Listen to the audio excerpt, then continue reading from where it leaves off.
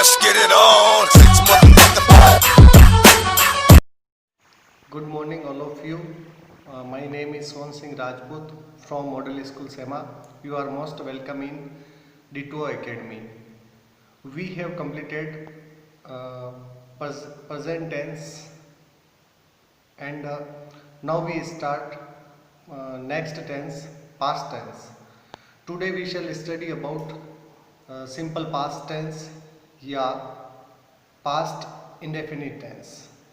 Okay तो आज हम अपने जो नया जो टेंस है अगला वाला पास्ट टेंस जिसका जो पहला पार्ट है सिंपल पास्ट टेंस या पास्ट इंडेफिनिट टेंस के बारे में इंट्रोडक्शन यानी कि उसका परिचय के बारे में पढ़ेंगे और इस टेंस का किस कंडीशन में यूज़ किया जाता है उसके बारे में पढ़ेंगे।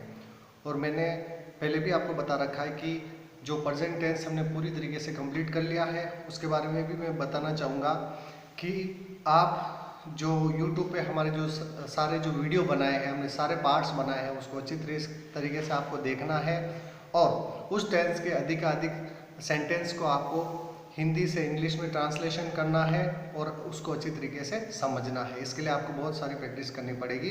तो अब चलिए अपन जो नया जो टेंस है अपना पास्ट टेंस उसके बारे में आज शुरुआत करते हैं। तो सबसे पहले हम देखते हैं कि ऐसे कौन से हिंदी के वाक्य हैं जिनमें इस टेंस का प्रयोग किया जाता है। अब शुरुआत करते हैं, हम देखें तो इस टेंस के जो हिंदी वाक्य होते हैं पास्ट इंडेफिनिट या सिंपल पास्ट टेंस के उनके ये शो करते हैं कि जो कोई भी कार्य किया है वो भूतकाल में के यानी कि बीते हुए समय में जो कोई भी कार्य किया जाता है उसमें किस टेंस का प्रयोग होता है, अपने सिंपल पास्ट टेंस का।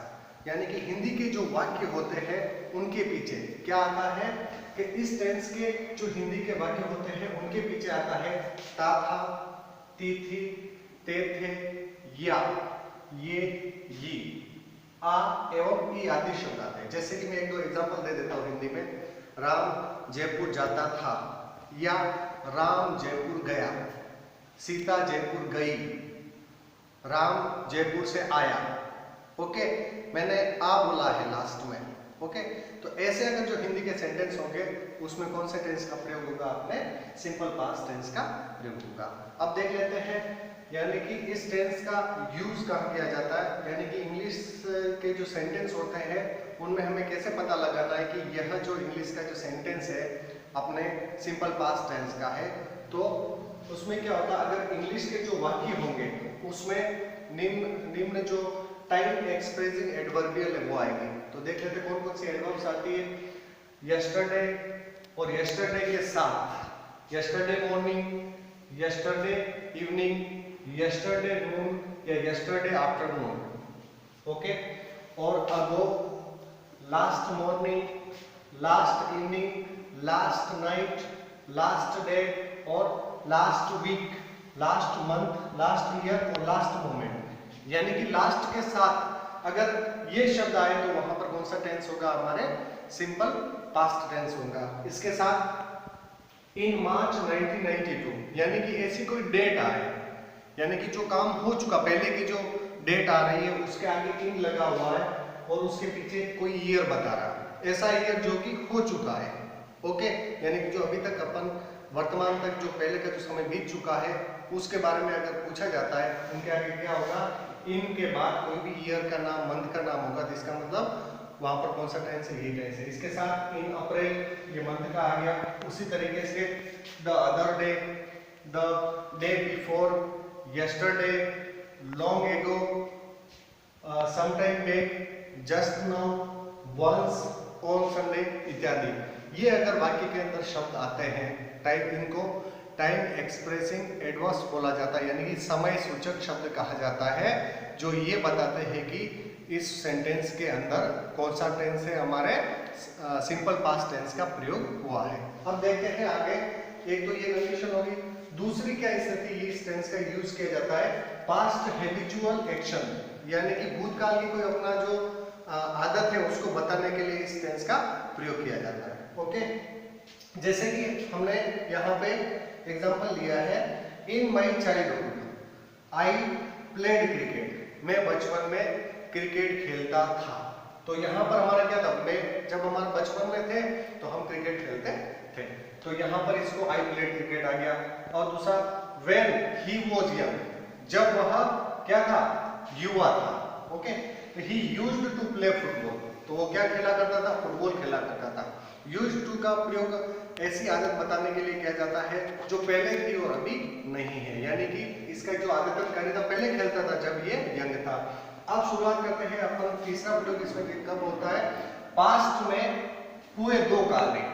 अगर भूतकाल में कोई दो कार्य हुए हो तो प्रीवियस एक्शन, जो कार्य पहले हुआ हो, और सब्सिक्वेंट एक्शन, यानी कि दो कार्य हुए जिनमें से पहला वाला प्रीवियस एक्शन, दूसरा होगा सब्सिक्वेंट एक्शन यानी कि बाद वाला कार्य।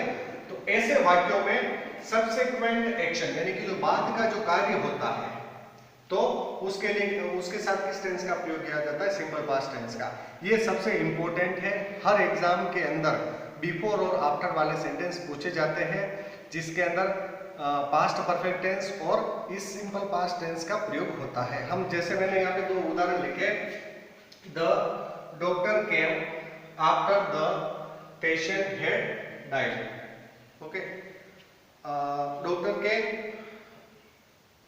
स्टॉप करना, जैसे मैंने एक एग्जांपल लिखा यहाँ पर, the doctor came after the patient had died, यानी कि रोगी के मरने के बाद डॉक्टर आया। यानी कि पहले कौन सा काम हुआ हमारे, कि रोगी मर चुका था। ओके, और सेकंड दूसरा कार्य कौन सा, डॉक्टर आया, यानी कि आफ्टर का होता है बाद में। तो इसका मतलब क्या हुआ, जो रोगी पहले मर गया और बाद में क्या आया, डॉक्टर। तो यहाँ पर किसका प्रयोग हो रहा है, यहाँ पे इस टेंस का, यानी कि आफ्टर के बाद हमेशा हम पढ़ेंगे विस्तार से, उसमें हेड प्लस वर्ब की थर्ड फॉर्म आती है, और आफ्टर से पहले किस टेंस का प्रयोग होता है, अपने सिंपल पास्ट टेंस का प्रयोग होता है। और दूसरा एग्जांपल लिया मैंने बिफोर वाला, the patient had died before the doctor came, the patient had died before the doctor came, doctor के आने से पहले रोगी मर चुका था। इसका मतलब मरने वाला काम कौन सा हो गया, पहले हो गया है। ओके, तो वो हेड के थर्ड के साथ आएगा, और बाद वाला जो हमारा काम है, ठीक है, तो वो किस में आएगा, हमारे सिंपल पास्ट टेंस के अंदर आएगा।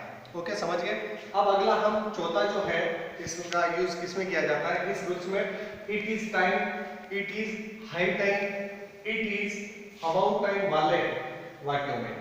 अगर वाक्य के अंदर it is time, it is high time, it is about time वाले जो सेंटेंस होंगे, तो उसमें भी इस टेंस का प्रयोग होगा। जैसे हमने एक एग्जांपल लिया है, it is time he started playing cricket, यह समय है जब उसने क्रिकेट खेलना शुरू किया। ओके, तो यहाँ पर इट इज टाइम आया, तो यहाँ पर वर्ब की सेकंड फॉर्म आई है। ओके, अब अगला है पांचवा।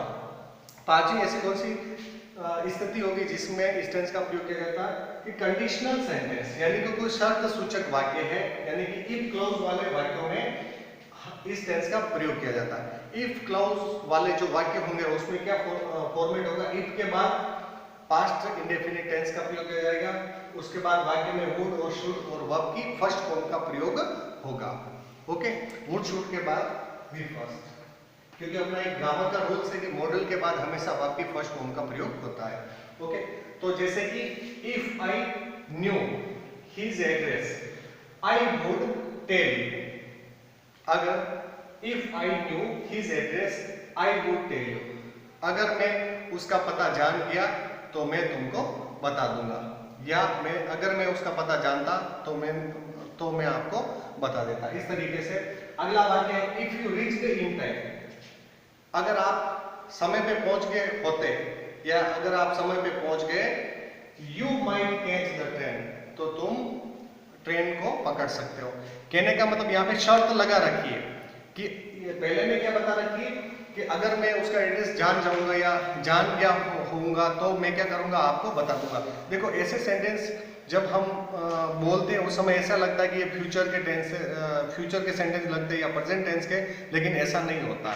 और ऐसे वाक्यों में किसका प्रयोग होता है, अपने वर्ब की सेकंड फॉर्म यानी कि सिंपल पास्ट टेंस का प्रयोग किया जाता है। और यहाँ पर भी वर्ब की सेकंड, यहाँ पर कंडीशन रख रखी है कि अगर आप टाइम पर पहुंच गए तो क्या कर पाओगे, आप ट्रेन को पकड़ पाओगे। तो इस तरीके से इस पार्ट में हमने इसके बारे में पढ़ा कि अपना सिंपल पास्ट जो टेंस है उसके इंट्रोडक्शन के बारे में पढ़ा और उसके किन किन स्थितियों में इस टेंस का प्रयोग किया जाता है उसके बारे में पढ़ा। साथ ही इस टेंस के जो इंग्लिश वाक्य होते हैं उनमें कौन कौन सी टाइम एक्सप्रेसिंग एडवर्ब्स आती है जिसकी सहायता से हम ये अनुमान लगा सकते हैं कि यह वाक्य सिंपल पास्ट टेंस के अंदर है। तो आज और अब अपना जो नेक्स्ट जो पार्ट बनेगा उसके अंदर हम इस टेंस के रिलेटेड जो affirmative, negative, interrogative yes no, interrogative WS type और इंटरोगेटिव जो नेगेटिव सेंटेंस है किस तरीके से बनाए जाते हैं उसके बारे में हम विस्तार से चर्चा करेंगे। उसके जो स्ट्रक्चर कैसे होते हैं उसके बारे में विस्तार से चर्चा करेंगे।